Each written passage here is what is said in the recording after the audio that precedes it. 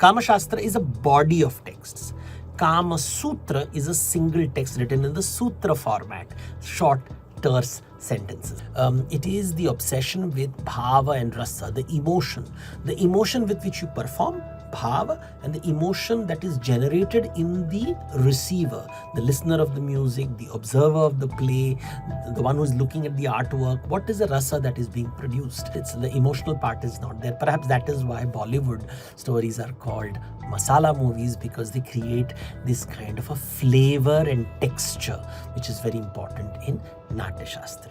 And this is the first three varnas, who are the Brahmins, the Kshatriyas, the Vaishyas. They are allowed to wear the sacred thread. They are allowed to participate in the Vedic rituals.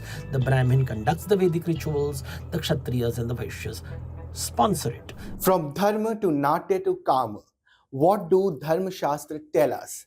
Let's decode this in Art and Culture with Devdutt Pattanaik to understand important aspects of our Indian culture.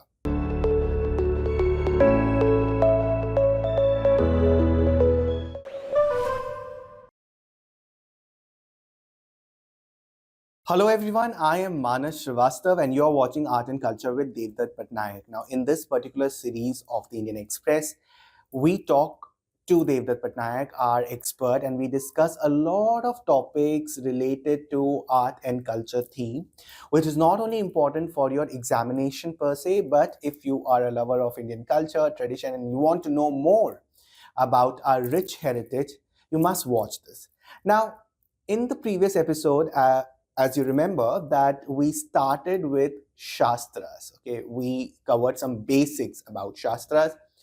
In this particular episode, Devdutt Pattanaik is going to talk about some of the very relevant and very important Shastra texts, taking some examples so that we understand that what are the things which we should definitely know, especially for our exams, prelims or mains. Now, if you haven't watched the previous episode, please go back to the playlist, go and revisit the episode on what are Shastras, and then return to this episode where you will find or you will dive deep into some of the texts. Now, Devdutt, in this particular episode, as planned beforehand, that we would talk about certain texts. Now, if you can start with some of the relevant examples, the popular ones or the ones which aspirants must know for their examination.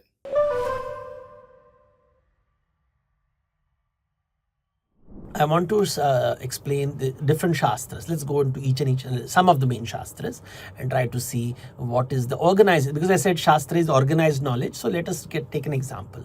Let's take the most popular example of Kama Shastra. Now, Kama Shastra is written as the popular book is called Kama Shastra is a body of texts. Kama Sutra is a single text written in the sutra format, short, terse sentences. There are many Kama Shastras. The most popular is, of course, Vatsyayan's Kama Sutra, but after that there were other erotic texts which were written under the Kama Shastra thing, like Anangaranga. So these are written by other scholars like Koka Shastri, which are broadly in the same theme, but the most popular one is Vatsyayan's Kama Sutra. Now let's try to understand how Kama Sutra is designed. It's very organized structure. The first chapter will talk about how the room and how to make a person happy within the erotic space. It describes the urban man, his house, how it is designed. So it's about the location. How do you have a relationship or an intimate relationship in a location? It should be clean, it should be beautiful, there should be flowers organized, there should be water organized. All these kind of descriptions are there. Then it talks about the classification of men and women and what kind of men should work with which kind of women. And it's very interesting because it says that, this is not always practically possible, and therefore the knowledge provided is to, cover the gap, because you'll never have a perfectly male and female form together. And therefore, if you read the Kama Sutra, you will know techniques to make the other person happy. And what is interesting is Kama Shastra is one of the earliest and perhaps the only erotic manual in the world which is not designed for the pleasure of the reader, but to teach the reader or whoever is reading the book how to give pleasure to the sexual partner. Now, since these books were written by men for men, they are designed to make the men, train the men to make the woman happy, because it's very important, and the scriptures keep repeating in the Kama Shastra that if the woman is not happy, then you scar her for life. That's an important point to remember. But then the Kama Sutra starts getting a little different and naughty over time. The next chapter talks about, what happens if you get bored of your partner, and this is where it becomes rather controversial, because it talks about having extramarital affairs, bored husbands and looking for lovers outside the marriage, bored wives looking for lovers outside the marriage, and finding different ways of meeting, which is the next chapter. The third chapter is when you have become old, you want to have have relations outside the marriage, but nobody's interested in you. So then the courtesans become important, and therefore there's conversations on the courtesans and the commercial sex industry. Very, very, there is no moral or ethical judgment over here. So that's what you find in the Kama Shastra. After that, you have a stage when you are sexually attracted and you want to go to the courtesan. You have the money for it, but your body doesn't allow it, which means there's an entire chapter which talks about aphrodisiacs and all kinds of magical charms by which you can make yourself sexually satisfied. So you see this organized way in which first there is the location and the location of the encounter, which is described how it should be, a neat and beautiful place. Then it talks about the actual act of making love. Then it talks about extramarital relations. Then it talks about the courtesans, and then it talks about aphrodisiacs. So this organization is what it makes it a Shastra. You find this in the Natya Shastra also. So when you read the Natya Shastra is about how to entertain people. It is considered the fifth Veda because through stories you communicate the tales of the gods to the common man. Now, here you find something interesting. Again, it's very, very well organized. There will be one chapter which explains the theory of how did this the subject emerge. And typically in a Shastra literature, they will always say that we are not the first ones to write it, someone else written before it, we have learned it from so many scholars, so our knowledge is not original, we owe it to many other people. So where did it come from? So that is the first thing that is explained. Then it will be explained, why are you putting it together? Why is it important to talk about Natya Shastra? Because in Natya Shastra the case is the gods created the Natya Shastra to entertain themselves, and the gods themselves were present, and the Asuras were trying to disrupt the performances, and the gods stopped them, saying on the stage the performance has to be done correctly. So that's a very important thing that is taught in the Natya Shastra. Now Natya Shastra deals with theatre, which deals with music, deals with dance. So Nritya, which is dance, Nata, which is theatre, Gana, which is singing. All this is to be discussed. Now, then it comes to the training process. How are you going to be trained, and how do you conduct yourself on stage? So the person on stage has bhava, a certain set of emotions with which he performs. The purpose is to create a rasa, or the aesthetic experience in the observer. So these are very key words in Indian aesthetics: bhava of the performer, and rasa, which is elicited in the audience. And only when there is a rasa utpatti, or the production of the aesthetic juice, you think that the performance is of good quality. Now, in order to perform it, then the different levels of training is done. For example, which language do you speak? How do you deliver it? What should your expression be? What should be the abhinay be? What should be the hand movements, mudras? What should be the body language, angika? So you have angika, the body, the hand, the face, how it is to be used. Then there are chapters which discuss the costumes that you have to wear. Then there are chapters which describe the backdrop. How should the backdrop be? There is even a chapter on how do you criticize the quality of the work. So you have this very systematic explanation in Natya Shastra of how theatre, dance, song has to be done. How should it be done? What should be the preparation of the body? What should be the costumes? What should be the stage light? What should be the background? What should be the curtain? How is the set design done? All that. And what is the plot structure? That is another chapter. So you have this organized knowledge of the Natya Shastra. The key word in Natya Shastra, when somebody tells me, is, it's a question that's often asked, is what is special about Indian theatre traditions or aesthetic traditions? Aesthetic, not just theatre, all kinds of aesthetic. It is the obsession with bhava and rasa, the emotion with which you perform, bhava, and the emotion that is generated in the receiver, the listener of the music, the observer of the play, the one who is looking at the artwork. What is the rasa that is being produced? And if the rasa is not being produced, it is not considered good art. It is very different from the Greek traditions, where a lot of importance is given to the character and the plot of the story. So character is very intellectual. It's the emotional part is not there. Perhaps that is why Bollywood stories are called masala movies, because they create this kind of a flavor and texture which is very important in Natya Shastra. Thank you, Devdutt. Thank you for mentioning that Bollywood and film aspect towards the end of that answer, because we must understand that how culture reflects in what is happening in the contemporary times in various fields. Also reminds me that you would find a lot of representation of these texts in the architectural form also. If you'll see temples around, or in sculptured forms. So just go back and revise where are these temples, where you might see some connection between the text and the architecture. That is also something very important that you must know. So moving on, Devdutt, you have discussed two of the important texts. Let's come to another important text that we hear a lot about, and I'm talking about the Dharma Shastra. So if you can introduce something or some relevant parts of the Dharma Shastras that the aspirants must know.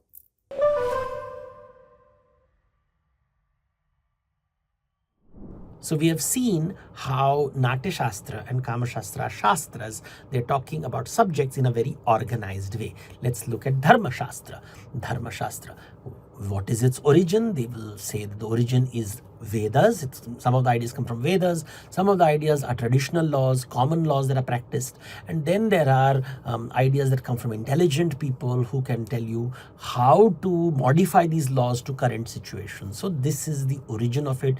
Where does it come from? Brahma is telling Manu to do it in Manu Smriti. So that is the origin of it.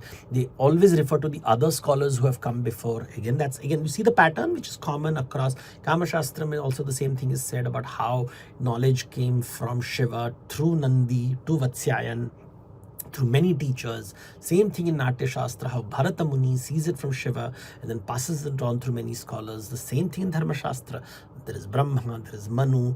In Vishnu Dharma Shastra, it is Vishnu himself talking to Bhudevi on earth. So there is a source, and then there are many sources of this Dharma. It is coming from the Vedas, it is coming from laws that were previously practiced, conventions, traditions, all that is put together by matured intellectual men, and then the law is produced.